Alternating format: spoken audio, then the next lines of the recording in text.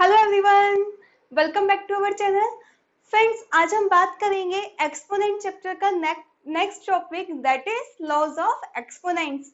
सो previous video आप friends description box के में लिंक प्रोवाइडेड है, वहां से देख लीजिएगा। एंड यहाँ पर हम स्टडी करेंगे कौन कौन से लॉज हैं एक्सपोनेंट्स के। आई होप आपको सभी वीडियो से अपने डाउट क्लियर हो गए होंगे एंड आपने सभी जो पॉलिसीज है सीबीएसई बोर्ड की वो सब भी देख ली होंगी। एंड नाउ फ्रेंड्स, हम बात करते हैं लॉज ऑफ एक्सपोनेंट की। लॉज ऑफ एक्सपोनेंट होता क्या है फ्रेंड्स? अगर हमें लॉज ऑफ एक्सपोनेंट्स की बात करते हैं तो for any rational number a upon b and positive integers m and n, तो इसके लिए कुछ लॉज है। जैसे कि आपको दिया गया है, अगर rational number a upon b की power m into a upon b की पावर n, तो जब हमारे बेस सेम है a upon b and a upon b, यानी कि अगर बेस सेम है एंड एक्सपोनेंट वैल्यू या फिर पावर हमारी डिफरेंट है और मल्टीप्लिकेशन में है, तो हम उनको ऐड कर देते हैं उनकी पावर को, यानी कि एक्सपोनेंट वैल्यू को। तो ध्यान रखना, अगर बेस सेम है हम लोगों के एंड आपकी पावर डिफरेंट है तो हम उनको ऐड कर देंगे। फॉर एग्जाम्पल 2/5 की पावर 2 इंटू 2/5 की पावर 3, तो आप देख रहे हो आपका बेस वैल्यू सेम है लेकिन पावर वैल्यू डिफरेंट है, तो हम इसे लिख देंगे 2/5 की पावर 2 प्लस 3, दैट मीन्स 2/5 की पावर 5। तो ये इसका आंसर होगा। क्लियर फ्रेंड्स, समझ आ गया ना? सेकेंड लॉ क्या कहता है? सेकेंड लॉ कहता है कि if m is greater than n, अगर आपका m जो है n से ग्रेटर है एंड आपको फॉर्म दे दी गई a अपॉन b की power m divided by a upon b की power n, that means friends यहाँ पे आपकी जो बेस वैल्यू है वो तो सेम है लेकिन जो पावर वैल्यू है वो डिफरेंट है।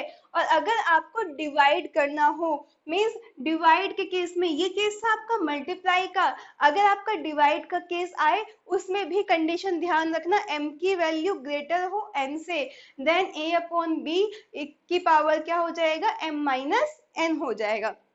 ठीक है, that means a upon b की पावर m माइनस n हो जाएगा। ठीक है, क्लियर, समझ आ गया? दैट मीन्स 2/5 की पावर 2 डिवाइडेड बाय 2/5 की पावर 3। अगर हमें फ्रेंड्स यहाँ पर divide they they, that means 2/5 की पावर 3 डिवाइडेड बाय 2/5 की पावर 2 ऐसे दे दिया जाए तो बेस वैल्यू सेम होगी, तो हम क्या लिखेंगे, 3 में से 2 को माइनस कर देंगे तो 1 आएगा। क्लियर, यानी कि डिवाइड के केस में ऐसे हो जाएगा। बट फ्रेंड्स, इसका थर्ड लॉ क्या कहता है, ये समझ आ गया ना फ्रेंड्स? हम लोग इसके बारे में आगे एग्जाम्पल भी डिस्कस करेंगे। आपका थर्ड लॉ कहता है if m is less than n, ऐसा भी तो हो सकता है ये m और n, m की वैल्यू लेस देन हो, तब क्या करेंगे डिवाइड के केस में फ्रेंड्स? तब क्या करते हैं, a अपॉन b की power m divided by a upon b की पावर n हो, तो वो किसके इक्वल हो जाता है, 1 अपॉन a अपॉन b की पावर n माइनस m के। कैसे हो जाता है? इसमें जब हम डिवाइड करेंगे a अपॉन b की power m divided by a upon b की पावर n, तो हम यहाँ पर क्या करेंगे, ये वैल्यू क्योंकि छोटी है तो 1 अपॉन a अपॉन b की power n divided by a upon b की पावर माइनस m, इस फॉर्म में लिख लेंगे। हम इस वैल्यू को नीचे लाएंगे तो माइनस में हो जाएगा, that means a1 upon a upon b की पावर n माइनस m हो जाएगा। ठीक है, अगर यहाँ पर आपको वैल्यूज देंगे तो हम उसे भी नेक्स्ट एग्जाम्पल से समझ लेंगे फ्रेंड्स। नेक्स्ट लॉ कहता है आपका, अगर आपको एक बेस दे दिया जाए एंड उसके 2 पावर दे दी जाए, that means a upon b की पावर m दे दिया जाए एंड पावर n दे दिया जाए, इस तरीके से अगर आपको क्वेश्चन आता है तो ये जो पावर होती है इनका मल्टीप्लीकेशन हो जाता है। जैसे कि 2 अपॉन 3 की पावर 2 की पावर 3 दे दिया जाए तो हम मल्टीप्लाई कर लेंगे, 2 3 6, दैट मीन्स 2 अपॉन 3 की पावर 6 हो जाएगा। यहाँ पे क्या दिया है, बेस 1 ही दिया है, इसलिए हमने पावर को मल्टीप्लाई किया है। यहाँ पे हमें बेस 2 दिए हुए हैं और इसलिए हमें क्या किया है फ्रेंड्स, यहाँ पे मल्टीप्लिकेशन में पावर को ऐड किया है। इन दोनों कंसेप्ट में बिल्कुल भी कंफ्यूज मत होना, ध्यान रखना इन दोनों में कंपेयर आपको समझ आ रहा है। यहाँ पे बेस 1 ही दिया है एंड इस तरीके से आपको पावर दी है। यहाँ पे आपको बेस 2 दिए हैं एंड इनकी पावर जब देते हैं तो हम उनको ऐड कर लेते हैं।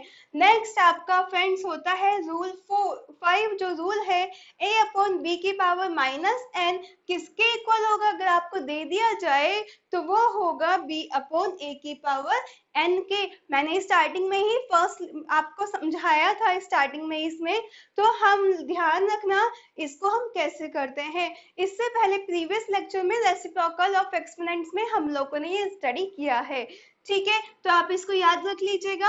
अगर इस तरीके से आए तो हम कैसे लिखेंगे। एक चीज और ध्यान रखना, अगर कभी भी आपका रेशनल नंबर की पावर 0 हो तो उसकी वैल्यू 1 होती है। जैसे हमने इंटीजर्स वाला टॉपिक स्टडी किया था कि अगर आपको x की पावर 0 दे दे तो उसकी वैल्यू हमेशा 1 होती है। सेम फ्रेंड्स रेशनल नंबर के साथ होता है, अगर रेशनल नंबर दे दिया जाए उसकी पावर 0 दे दी जाए तो उसकी वैल्यू भी 1 होगी, ठीक है। नाउ अगर आपको दे दिया जाता है next rule a upon B की पावर -1, तो आप देख रहे हैं ये फॉर्मूला, यहाँ पे हमने n की जगह क्या पुट कर दिया, 1 पुट कर दिया, तो b अपॉन a की पावर भी तो फ्रेंड्स 1 ही, n की वैल्यू 1 आएगी। That means a upon b की पावर -1 किसके इक्वल हो जाएगा, b अपॉन a के, ठीक है। समझ आ गए आपको ये लॉज, आप इनका स्क्रीनशॉट ले लीजिए और अच्छे से समझ लीजिए। अब हम इन सभी क्वेश्चंस को एग्जाम्पल से स्टडी करते हैं। आइए देखते हैं, आपको एग्जाम्पल दिया है 3 अपॉन 4 की पावर 7 इंटू 3 अपॉन 4 की पावर 4। दैट मीन्स आपको ये फॉर्मूला अप्लाई करना है। आप यहाँ पे आप देख रहे हैं बेस वैल्यू सेम है, तो अकॉर्डिंग टू फॉर्मूला आपकी जो पावर वैल्यूज है वो क्या हो जाएंगी, ऐड हो जाएंगी। दैट मीन्स 3 अपॉन 4 की पावर 7 प्लस 4, या फिर आप लिख देंगे 3 अपॉन 4 की पावर 11। क्लियर, समझ आ गया, इतना सा ही आंसर है फ्रेंड्स, बहुत इजी है, ठीक है। क्लियर, ये आपका कंसेप्ट क्लियर हो गया। नेक्स्ट क्वेश्चन से देखते हैं।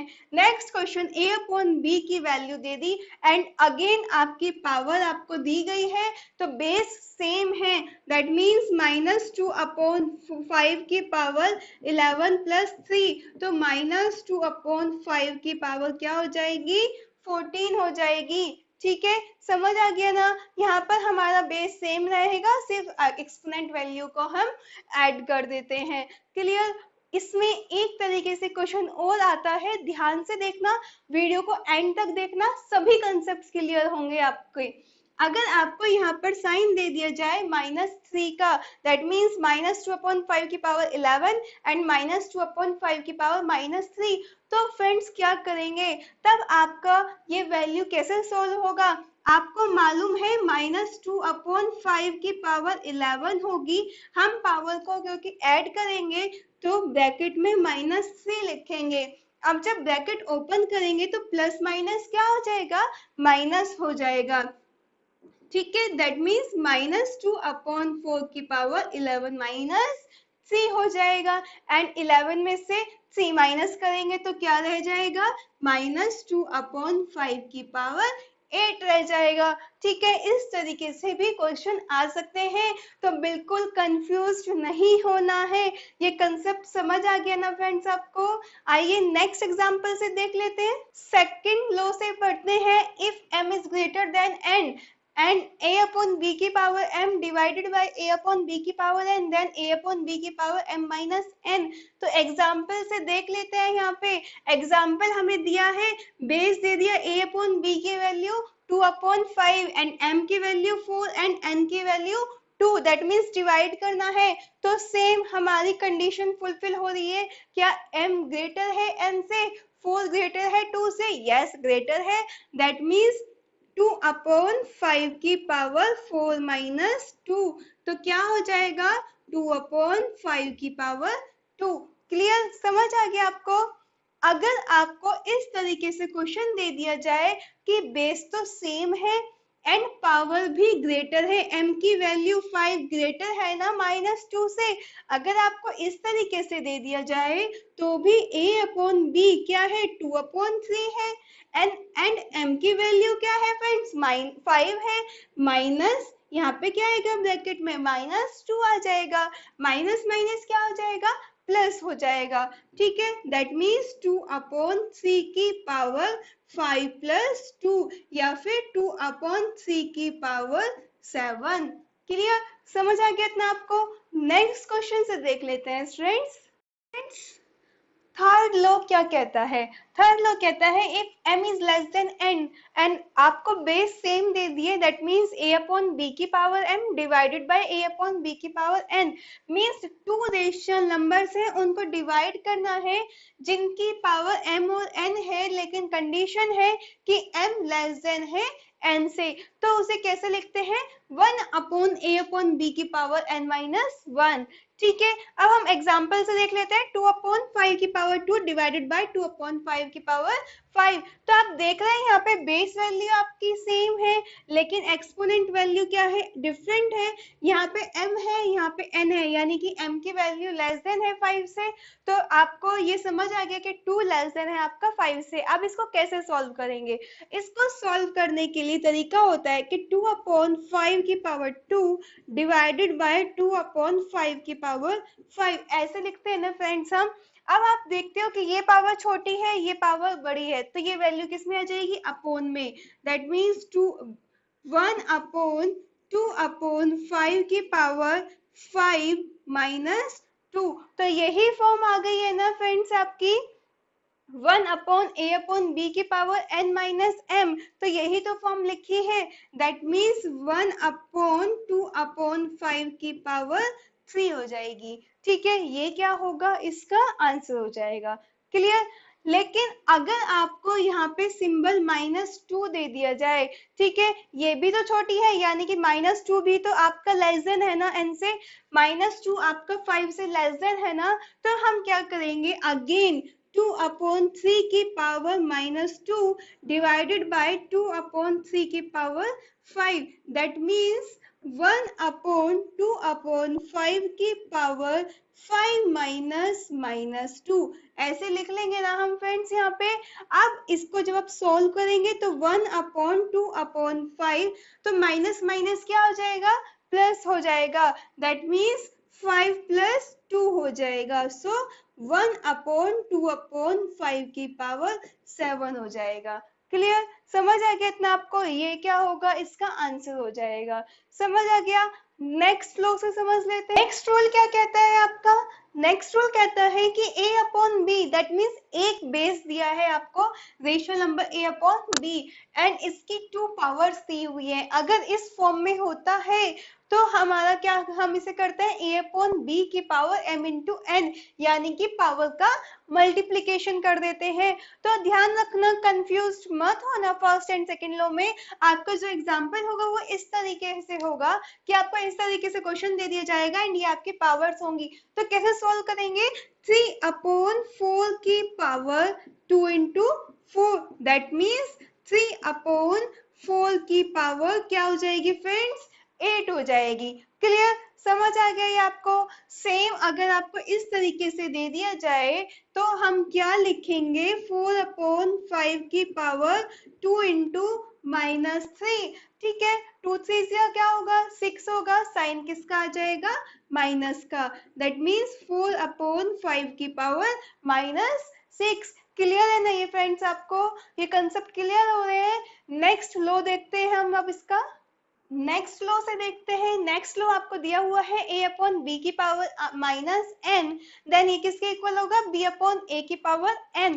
तो फ्रेंड्स आपको एग्जांपल दिया है 3/4 की पावर -3, कैसे सॉल्व करेंगे इस तरह के क्वेश्चन को? एक तो डायरेक्ट आप इसे लिख देंगे 4/3 की पावर 3, ये तो आपका डायरेक्ट आ जाएगा। ठीक है, अगर आप देखना चाहते हैं कि कैसे ये आता है तो ये भी हम बता देते हैं। 3/4 मीन्स अपॉन में वैल्यूज, दैट मीन्स 1/3/4 लिख सकते हैं ना।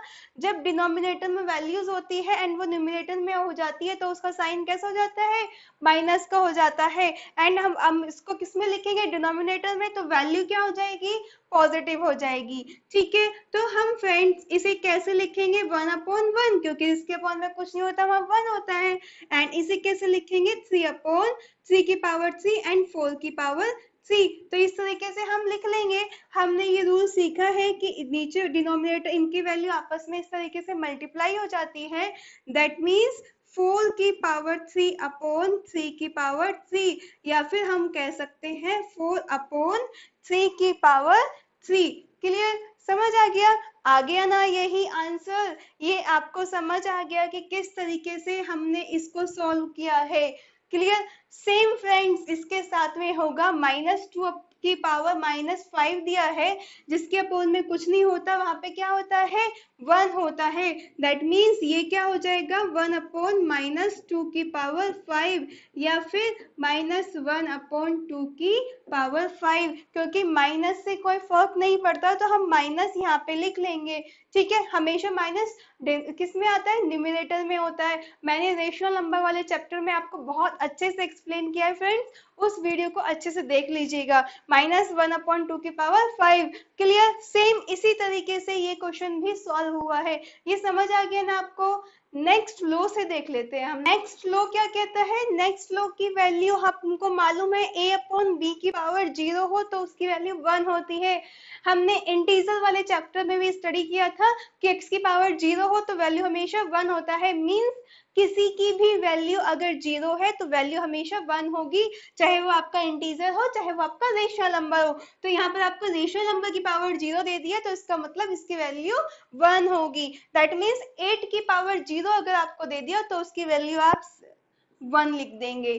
क्लियर, सेम नेक्स्ट क्वेश्चन 4 की पावर 0 प्लस 5 की पावर 0 इस तरीके से दे दिया जाए तो फ्रेंड 1 की पावर 0 के 4 की पावर 0 की वैल्यू 1 प्लस 5 की पावर 0 की वैल्यू 1, तो आंसर क्या आ जाएगा, 2 आ जाएगा। क्लियर, सेम अगर मल्टीप्लीकेशन में दे दिया जाए, मींस 4 की पावर 0 इंटू 5 की पावर 0, तो इसकी वैल्यू क्या होगी, 1, एंड 5 की पावर 0 की वैल्यू भी 1 की मल्टीप्लाई 1 से करेंगे तो आंसर 1 आएगा। ठीक है, दोनों में डिफरेंस समझ आ गया आपको, ये लो अच्छे से समझ आ गया।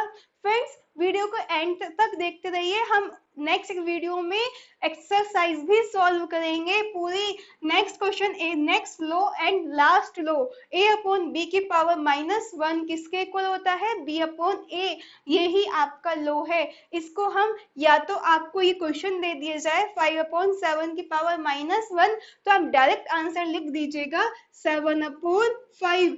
बट स्टूडेंट्स आप चाहते हैं कि आया कैसे, ये देखना चाहते हैं तो देखिए हम इसे 5/7 को कैसे लिख सकते हैं, अपोन में लिखेंगे तो साइन क्या आएगा, पॉजिटिव हो जाएगा। क्लियर, अब हमें मालूम है यहाँ पर भी 1 के अपॉन में 1 ही होगा, क्योंकि जिसके अपॉन में कुछ नहीं होता 1 ही होता है। एंड यहाँ पे 5/7 हो जाएगा। ठीक है, क्योंकि इनकी पावर सबकी 1 ही होगी, तो हम यहाँ पर 7 की मल्टीप्लाई इससे करते हैं एंड इस तरीके से हम मल्टीप्लाई कर लेते हैं, तो वैल्यू क्या आ जाएगी, 7/5। तो ये समझ आ गया कि ये कैसे आया आपका आंसर। मींस ये प्रूफ हो गया कि कभी भी 5/7 की पावर -1 दे दिया जाए तो आंसर 7/5 ही आएगा। सेम 2/5 की पावर -1 दे दिया जाए तो आप लिख देंगे 5/2। तो इस तरीके से हमने सभी लॉज का एक्सप्लेनेशन भी देख लिया है। नेक्स्ट वीडियो में हम लोग RS अग्रवाल की एक्सरसाइज सॉल्व करेंगे एंड उसके बाद सेकेंड एक्सरसाइज का कंसेप्ट समझेंगे, देन उसके एक्सरसाइज सॉल्व करेंगे, NCERT के क्वेश्चन भी सॉल्व करेंगे। तो फ्रेंड्स अगर आप सभी वीडियोस के नोटिफिकेशंस चाहते हैं तो इस चैनल को सब्सक्राइब कर लीजिए, आपको सभी नोटिफिकेशंस मिल जाएंगे। ठीक है, आई होप आपको ये समझ आया होगा। अगर समझ आया है तो कमेंट जरूर कीजिएगा, यस मैम मुझे समझ आ गया।